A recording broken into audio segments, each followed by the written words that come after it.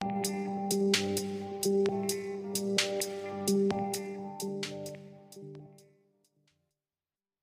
Students, welcome you all in our periwinkle 555 YouTube channel. तो आज हम बात करेंगे क्लास 10th के साइंस पेपर 2 के लेसन नंबर 4 के बारे में, दैट इज़ एनवायरमेंटल मैनेजमेंट।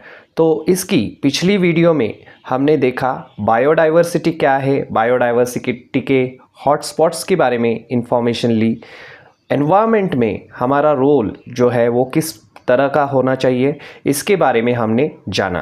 तो चलिए इस वीडियो में हम जानने वाले हैं उसका next topic, that is classification of threatened species. So classification of threatened species, page number 45 of your textbook. So ये जो क्वेश्चन है एग्ज़ाम में आपको 3 मार्क्स के लिए पूछा जाता है।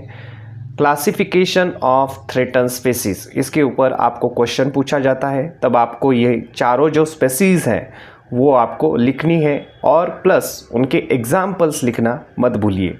तो चलिए पढ़ते हैं क्लासिफिकेशन ऑफ थ्रेटन स्पीसीज। अभी क्लासिफिकेशन लेकिन किसका बताया है यहाँ पर, थ्रेटन स्पीसीज का, यानी कि जो अंडर थ्रेट है, जिन स्पीसीज को ख़त्म होने से या फिर उनका जो नंबर जो है वो डे बाय डे डिक्रीज़ होता चला जा रहा है, यानी कि वो स्पीसीज जो है वो ख़तरे में है या फिर उनका नंबर जो है वो स्पीसीज जो है पूरी की पूरी ख़त्म हो सकती है, तो इस वजह से उनको क्या कहा है, थ्रेटन स्पीसीज कहा है। तो थ्रेटन स्पीसीज का क्लासिफिकेशन किस तरह से किया है, उसमें नंबर 1 जो है दैट इज़ एंडेंजर्ड स्पीसीज। अभी एंडेंजर्ड स्पीसीज, जो स्पीसीज डेंजर्ड में है, यानी कि on the verge of extinction हम उसे कह सकते हैं, यानी कि उसी रास्ते पर है, मतलब हमने अगर उनकी तरफ ध्यान नहीं दिया, उनका नंबर जो है वो डे बाय डे जो डिक्रीज़ होता चला जा रहा है, उनकी तरफ अगर ध्यान नहीं दिया तो कमिंग फ्यूचर में या फिर कमिंग कुछ ईयर्स में वो स्पीसीज दिखाई नहीं दे सकती।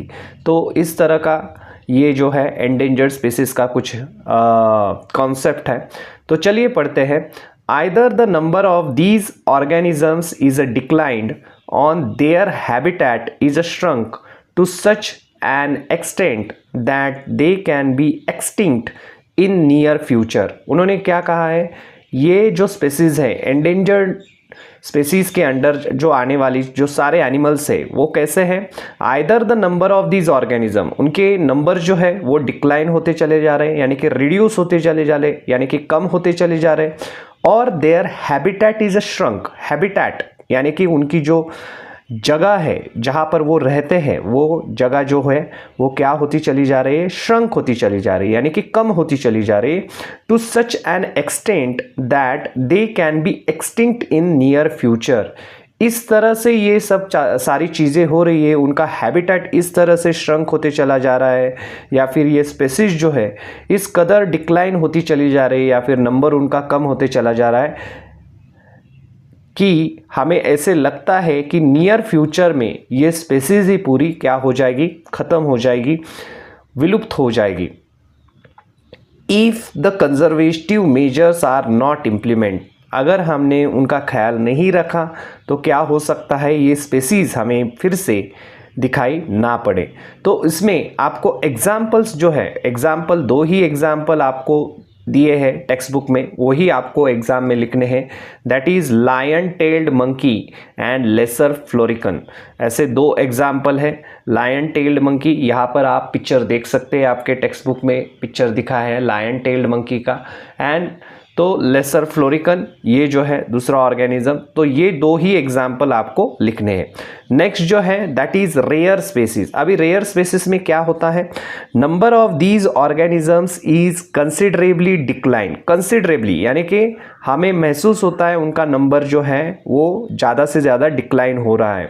Organisms of these species being endemic में बिकम एक्सटिंक्ट वेरी फास्ट। उन्होंने क्या कहा है, इस स्पीसीज के अगर ऑर्गेनिज्म एंडेमिक हो गए तो क्या हो सकता है, it may become extinct very fast, मतलब जल्द ये स्पीसीज जो है वो एक्सटिंक्ट हो सकती है, पूरी की पूरी विलुप्त हो सकती है। हमें ये स्पीसीज के ऑर्गेनिज्म जो है वो फिर से दिखाई नहीं देंगे। एग्जाम्पल्स उसमें देना है आपको, रेड पांडा या फिर मस्क डियर, तो उनका जो पॉपुलेशन है या फिर नंबर जो है इन ऑर्गेनिजम्स का वो क्या हो रहा है एक्चुअल में, डिक्लाइन होते चले जा रहा है। और ऐसे वैसे नहीं डिक्लाइन, मतलब मेजर नंबर्स में जो हम नोटिस कर सकते कंसिडरेबली का अर्थ कि उन्होंने वही बताया कि मेजर नंबर में आपको नोटिस हो जाएगा इतने ऑर्गेनिज्म वो डिक्लाइन होते चले जा रहे हैं। नेक्स्ट जो है दैट इज वल्नरेबल स्पीसीज। अभी वल्नरेबल स्पीसीज में क्या लिखोगे? Number of these organisms is extremely less and continues to decline. Already ये ऑर्गेनिज्म जो है उनका नंबर जो है बहुत कम है। Extremely word is very important. Extremely less and continues to decline, और उसमें फिर से वो क्या हो रहे हैं? डिक्लाइन ही होते चले जा रहे हैं, रिड्यूस ही होते चले जा रहे हैं। Continuous decline in their number is a worrisome reason. अभी ये जो कंटिन्यूस डिक्लाइन हो रहा है उनका नंबर्स का, या फिर कंटिन्यूस फॉल आ रहा है उनके नंबर्स में, तो ये क्या है? चिंताजनक बात है, वरीसम रीजन है। एग्जाम्पल इसका दे सकते हैं आप टाइगर एंड लायन। जैसे आपको पता है टाइगर और लायन की जो संख्या है, नंबर जो है वो ऑलरेडी कम है, और उसमें भी वो और भी कम होते चला जा रहा है। तो ये बात भी हमें ध्यान में रखनी है। नेक्स्ट जो है इनडिटर्मिनेट स्पेसीज। इनडिटर्मिनेट स्पेसीज में क्या लिखोगे? These organisms appear to be the endangered. ये ऑर्गेनिजम्स हमें लगते हैं, अपीयर्ड होते, अपीयर्ड यानी कि रियल में है क्या? वैसे नहीं सिचुएशन है, रियल में वैसी सिचुएशन नहीं है, लेकिन हमें वैसा लगता है। ऊपर की तरफ से अगर देखेंगे हम तो हमें लगता है कि ऑर्गेनिज्म एंडेंजर्ड होते चले जा रहे हैं, but due to their some behavioural habits, कुछ हैबिट्स है उनकी, बिहेवियर है ऐसा, जैसे लाइक शाइनेस का बिहेवियर है। ये एनिमल जो है वो शर्माते हैं, आगे आते नहीं। जंगल में आप चले जाओगे इनको देखने के लिए तो ये दिखेंगे भी नहीं, ये डर के छुप जाएंगे कहीं तो। So there is no definite and substantial information. इस वजह से इन एनिमल्स की या फिर इन ऑर्गेनिजम्स की हमें प्रॉपर वे से उनकी क्या इंफॉर्मेशन जो है वो नहीं रह पाती, या फिर हम बता नहीं सकते उनका नंबर कितना है अभी, या फिर कितने ऑर्गेनिज्म जो है वो बचे हुए हैं, या फिर कितने पॉपुलेशन जो है उनका, या फिर उनकी नंबर जो है वो घट रहा है या बढ़ रहा है, ये हम कह नहीं सकते। क्यों? क्योंकि उनका जो हैबिट है, हैबिट किस तरह का है? शाइनेस का हैबिट है, उन्होंने बताया। अभी ये शाइनेस वाले ऑर्गेनिज्म कौन से हैं? तो इसमें आपको एग्जाम्पल लिखना है, that is giant squirrel. Giant squirrel का एग्जाम्पल, एक ही एग्जाम्पल है, ये देना है। उसे क्या कहते हैं? शेक्रू ऐसे कहा जाता है। तो इस तरह से ये क्लासिफिकेशन ऑफ थ्रेटन स्पीसीज जो है उसके ऊपर आपको 3 मार्क्स के लिए एग्जाम में क्वेश्चन पूछा जाता है, तो आपको वो लिखना है। ये सारे जो पॉइंट्स है ये लिखने हैं, और एग्जाम्पल जो यहाँ पर दिए हैं हर एक के लिए वो भी लिखने हैं।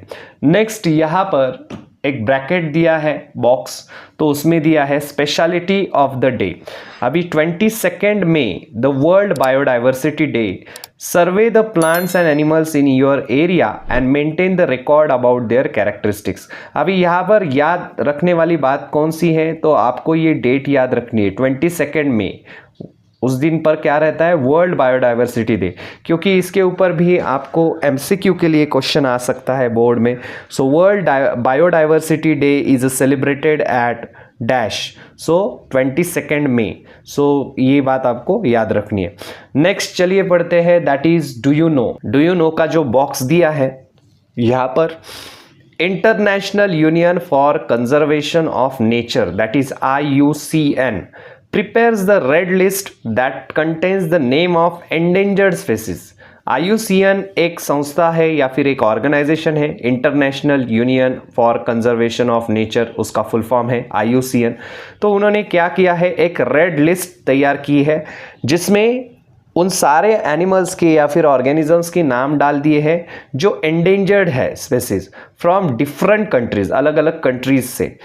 Pink pages of this book contains the name of endangered species. इस बुक के जो पिंक कलर के पेजेस है वहाँ पर क्या है? ये सारे नाम है एंडेंजर्ड स्पीसीज के नाम यहाँ पर लिखे हैं। While the green pages contains the name of previously endangered but presently safe species. वैसे ही ग्रीन कलर के जो पेजेस है इस बुक में, उसमें क्या लिखा है? प्रीवियसली जो पहले इंडेंजर्ड थे बट अभी सेफ जोन में है या फिर उनका नंबर बढ़ चुका है, ऐसे ऑर्गेनिजम्स के नाम वहाँ पर लिखे। तो इसके ऊपर भी आपको एमसीक्यू के लिए बहुत बार क्वेश्चन पूछा जाता है कि कौन से कलर के, क्योंकि रेड लिस्ट तो पता है आपको, IUCN का फुल फॉर्म यहाँ पर आपको याद रखना है, international union for conservation of nature, और रेड लिस्ट उन्होंने बनाई है। तो उसमें कौन से पेजेस पर क्या है, मतलब पिंक पेजेस किस लिए है बुक के, तो एंडेंजर्ड स्पीसीज के लिए, वाइल ग्रीन पेजेस किस लिए है, तो प्रीवियसली जो इंडेंजर्ड थे लेकिन अभी सेफ जोन में है, उनका जो पॉपुलेशन है या फिर नंबर जो है वो नॉर्मल पे आ गया है। तो इस तरह से ये यहाँ पर आपको लिखना है। नेक्स्ट जो यहाँ पर कंटेंट दिया है दैट इज ऑलवेज रिमेंबर में, ऑलवेज रिमेंबर में कुछ पॉइंट्स दिए हैं याद रखने के लिए। ओवरऑल ये जो है, जो हमने लेसन जो पढ़ा उसमें से आपको कौन सी चीज़ें याद रखनी है। Let us remember, let us behave accordingly. First बात बताई है, destroying the plant is to destroy the everything. अगर आप प्लांट्स को डिस्ट्रॉय करते हैं तो आप सारा फ्यूचर आपका, मतलब सभी चीज़ें क्या कर रहे हैं, डिस्ट्रॉय कर रहे हैं, सब कुछ जो है वो आप डिस्ट्रॉय कर रहे हैं। Next, practice afforestation to conserve environment. Afforestation की प्रैक्टिस आपको करनी चाहिए, यानी कि एनवायरनमेंट को अगर आपको बचाना है तो ज़्यादा से ज़्यादा पेड़ जो है वो लगाने चाहिए। Next, forest is a wealth. Forest है तो ये क्या है, फॉरेस्ट एक संपत्ति है, एसेट है, फॉरेस्ट ही वेल्थ है। फॉरेस्ट है इस वजह से हमें अच्छी तरह से ऑक्सीजन मिल पा रहा है, अच्छी तरह से जो बाकी की जो सारी चीज़ें हैं वो मिल पा रही है। नेक्स्ट जो है, environmental protection is the value education. Environmental का प्रोटेक्शन करना, एनवायरमेंट का, तो ये एक वैल्यू एजुकेशन है, यानी कि ये एक वैल्यू से कम नहीं है। ये आपको मतलब बच्चों के इस वजह से टेक्स्ट बुक में इसके लेसन जो है वो आपको दिए गए हैं। नेक्स्ट जो है, provident use of paper is the prevention of the deforestation. Provident use of paper, provident यानी कि आपको जो आप जब भी पेपर का यूज़ करते हैं तो वो ठीक तरह से, अच्छी तरह से करना चाहिए। मतलब आपको पेपर जो है वो वेस्ट नहीं करने चाहिए, तो वो क्या हो जाएगा, प्रिवेंशन ऑफ डिफॉरेस्टेशन। डिफॉरेस्टेशन का प्रिवेंशन हम कर सकते हैं अगर पेपर को जब हम अच्छी तरह से यूज़ करें या फिर उसका यूज जो है वो कम से कम करें, तो ये डिफॉरेस्टेशन को रोकने के लिए हेल्प करेगा। नेक्स्ट जो है, to practice the environmental protection is to development of human society. Environmental protection का प्रैक्टिस करना यानी कि ह्यूमन सोसाइटी को डेवलप करने के बराबर है, क्योंकि एनवायरनमेंट अगर अच्छा रहेगा तो ही ह्यूमन सोसाइटी जो है वो अच्छी तरह से ग्रो हो पाएगी, डेवलप हो पाएगी। नेक्स्ट जो है, pure air, pure water is the key to healthy life. ये सारी जो है वो कीज़ है। प्योर एयर चाहिए हमें, प्योर वाटर चाहिए पीने के लिए, तो ये हेल्दी लाइफ की निशानी है। नेक्स्ट यहाँ पर एक बॉक्स दिया है, world wildlife fund WWF, यहाँ पर भी आपको अंडरलाइन करके लेना है। अगर आपको एग्जाम में पूछा कि what is the full form जो है इसका, WWF का फुल फॉर्म क्या है, तो world wildlife fund published a survey in 2008। इस ऑर्गेनाइजेशन ने एक सर्वे पब्लिश किया। According to it about 30% of animal species have become extinct over the period of 35 years. कितने यहाँ पर बताया है, तो 30% एनिमल की जो स्पेसीज है तो वो एक्सटिंक्ट हो चुकी है 35 सालों में, यानी कि 35 ईयर्स में ही वो 30% एनिमल एक्सटिंक्ट हो चुके हैं since 1975 to 2005। What will happen in future if this continues as it is. अगर ये कंटिन्यू होता रहा तो क्या हो जाएगा फ्यूचर में, जो स्पेसीज है एनिमल्स की जो अब भी रेयर होती चली जा रही है, एंडेंजर्ड होती चली जा रही, अगर हमने उनकी तरफ ध्यान नहीं दिया तो वो डेफिनेटली क्या होती चली जाएगी, हमें फिर से दिखाई नहीं देगी या फिर एक्सटिंक्ट हो जाएगी हमेशा के लिए। तो चलिए, इस तरह से हमने इस लेसन में हमारा जो लास्ट टॉपिक था that is classification of threatened species, उसके बारे में आज जानकारी ली।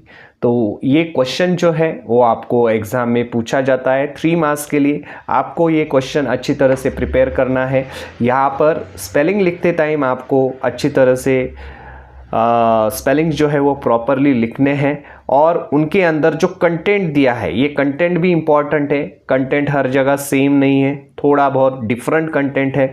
और जो एग्जाम्पल है, एग्जाम्पल आपको टेक्स्ट बुक में जो एग्जाम्पल दिए हैं वही आपको लिखने हैं। क्योंकि क्या हो जाता है कि बच्चे अक्सर पूछते हैं कि हम इंटरनेट पर हमने देखा था ये स्पेसिस जो है वो वल्नरेबल स्पेसिस में नहीं आती, या फिर रेयर स्पेसिस में अभी ये स्पेसिस है। अभी का डेटा नहीं चाहिए हमें, जो कुछ भी टेक्स्ट बुक में लिखा है वही आपको पेपर में लिखना है। क्योंकि डेटा जो है इसका तो वो हर साल जो है वो चेंज होता रहता है, तो इस वजह से आपको कुछ नया ऐड नहीं करना। जो कुछ भी यहाँ पर एनिमल्स बताए हैं वही सिर्फ आपको नाम जो है वो लिखने हैं। तो चलिए, इस तरह से हमने लेसन नंबर 4 जो है अपना यहाँ पर फिनिश होता है। तो मिलते हैं अपने नेक्स्ट वीडियो में। तब तक के लिए चैनल को देखते रहिए, सीखते रहिए, और अगर चैनल पर आप अगर पहली बार आए हैं तो चैनल को सब्सक्राइब कीजिए और बेल आइकॉन को प्रेस करना ना भूलें। धन्यवाद।